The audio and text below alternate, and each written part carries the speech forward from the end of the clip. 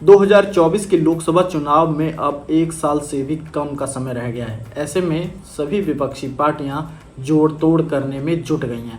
वहीं दिल्ली के सीएम अरविंद केजरीवाल इन दिनों लगातार पूरे देश में घूम रहे हैं और लोगों से मिल रहे हैं, नेताओं से मिल रहे हैं। यहाँ तक कि वो अखिलेश यादव से मिलने के लिए यूपी पहुँचे और इससे पहले उन्होंने शरद पवार से भी मुलाकात की थी।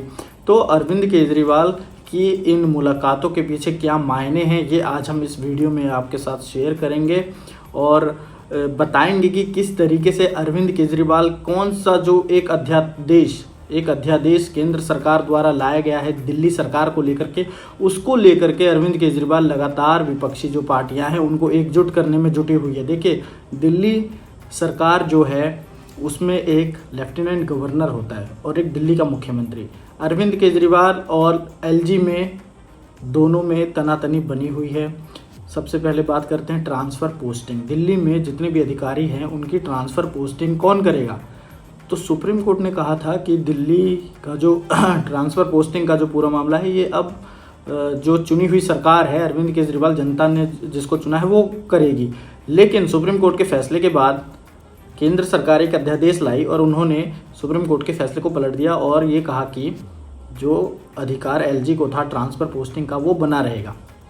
तो उसी अध्यादेश के खिलाफ अब अरविंद केजरीवाल लगातार विपक्षी पार्टियों को एकजुट कर रहे हैं, लगातार उनसे मुलाकात कर रहे हैं, उनके राज्यों में जा रहे हैं। कहीं कभी अरविंद केजरीवाल महाराष्ट्र जाते हैं तो कभी बंगाल जाकर के वो ममता बनर्जी से मुलाकात करते हैं और इस अध्यादेश के खिलाफ संसद में वोट करने की बात करते हैं। देखिए, कल क्या हुआ कि कल सपा अध्यक्ष समाजवादी पार्टी के जो सर्वेसर्मा हैं अखिलेश यादव, उनसे संजय सिंह ने मुलाकात की, अरविंद केजरीवाल ने मुलाकात की और पंजाब के सीएम भगवंत मान ने मुलाकात की। मुलाकात के दौरान क्या हुई बात, ये मैं आपको बताता हूँ। मुलाकात के दौरान सबसे पहले अरविंद केजरीवाल ने कहा कि देखिए, दिल्ली सरकार ट्रांसफ़र पोस्टिंग के मामले पर एक अध्यादेश लाई है। उस अध्यादेश के हिसाब से दिल्ली में फिर से ट्रांसफ़र पोस्टिंग अब एलजी कर सकता है, लेकिन ये अध्यादेश गलत है। केंद्र सरकार हमारी शक्तियों को दबा रही है और ये तानाशाही कर रही है और ये अध्यादेश ला करके हमारे हाथ रोक दिए हैं। तो अरविंद केजरीवाल कह रहे हैं कि अखिलेश यादव से आपके जो भी सांसद हैं राज्यसभा में वो इस अध्यादेश का विरोध करें, क्योंकि लोकसभा में अभी बीजेपी की मेजॉरिटी है तो लोकसभा से ही अध्यादेश पास हो जाएगा। लेकिन जब ये अध्यादेश राज्यसभा में आएगा तो अरविंद केजरीवाल का कहना है कि राज्यसभा में बीजेपी के 100 से भी कम सांसद हैं, तो अरविंद केजरीवाल कह रहे हैं कि वहाँ पर बीजेपी को करारा झटका मिलेगा। इसीलिए मैं सभी विपक्षी पार्टियों से कह रहा हूँ कि राज्यसभा में इस अध्यादेश का बहिष्कार करें, पुरजोर तरीके से दिल्ली के समर्थन में आवाज़ उठाएं। देखिए, अरविंद केजरीवाल इसलिए भी लामबंद कर रहे हैं क्योंकि उन्हें जिस तरीके से दिल्ली पर फुल कंट्रोल चाहिए, इस वजह से भी वो लोगों को मिला रहे हैं, विपक्षी एकता की बात कर रहे हैं। इससे पहले जो विधानसभा चुनाव हुआ था यूपी में, तब खबर आई थी कि अखिलेश यादव के साथ आम आदमी पार्टी समर्थन गठबंधन कर सकती है, ये दोनों पार्टियां मिलकर के चुनाव लड़ सकते हैं। लेकिन ऐसा नहीं हुआ। अखिलेश अपना अकेले चलने के रणनीति पर आगे आए और वो अकेले चुनाव लड़ा और फैसला सबके सामने, अकेले उन्हें 80 के करीब सीट मिली यूपी विधानसभा चुनाव में। वहीं अब अरविंद केजरीवाल ने ये कहा है कि अगर ये अध्यादेश जो केंद्र सरकार लाई है ये संसद में अगर गिर जाता है तो ये 2024 का सेमीफाइनल होगा।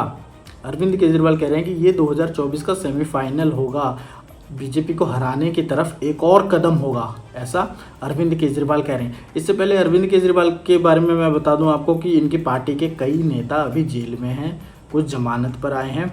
मनीष सिसोदिया से हाल ही में अरविंद केजरीवाल ने मुलाकात की थी। दिल्ली लीगर स्कैम में मनीष सिसोदिया जो दिल्ली के पूर्व डिप्टी सीएम हैं वो जेल में बंद हैं।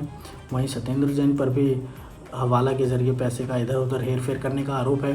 तो इन सभी मुद्दों से अरविंद केजरीवाल एक बार फिर से अपनी पार्टी को मजबूत करने की दिशा में चल रहे हैं और विपक्षी एकताओं से समर्थन मांग रहे हैं। वहीं बढ़ते हैं दूसरी खबर की ओर। देखिए, महाराष्ट्र में इन दिनों औरंगजेब को लेकर के काफ़ी बवाल हो रहा है। कुछ युवकों ने औरंगजेब को लेकर के सोशल मीडिया पर कुछ पोस्ट शेयर किया, उसके बाद से ही इलाके में तनातनी हो गई। तनातनी के बाद अब तक 36 से ज़्यादा, जब तक मैं ये खबर बता रहा हूँ अब तक 36 से ज़्यादा लोगों को मतलब कि वहाँ पे गिरफ्तार किया गया है, इंटरनेट बंद कर दिया गया है। ये महाराष्ट्र का कोल्हापुर इलाका है जहाँ पर कई लोगों ने आपत्तिजनक तस्वीरें, फ़ोटो वगैरह शेयर की थी औरंगज़ेब को लेकर के। जिस तरीके से औरंगज़ेब और टीपू सुल्तान के फेवर में कई लोग औरंगज़ेब के फेवर में, कई लोग टीपू सुल्तान में। तो ये पूरा जो है कोई टीपू सुल्तान का विरोध कर रहा है, कोई औरंगज़ेब का समर्थन कर रहा है। तो लोगों में, दो समुदाय में जो जिस तरीके से झड़प हो रही है, इस वजह से वहाँ पर इंटरनेट सेवा बंद कर दी गई है और धारा 144 लगा दी गई। 36 लोगों को गिरफ्तार किया गया है महाराष्ट्र में और इस पूरे मामले पर प्रशासन की पूरी निगरानी है और दोनों ही जिस तरीके से वहाँ पर शांति बहाल करने की पूरी प्रक्रिया की जा रही है।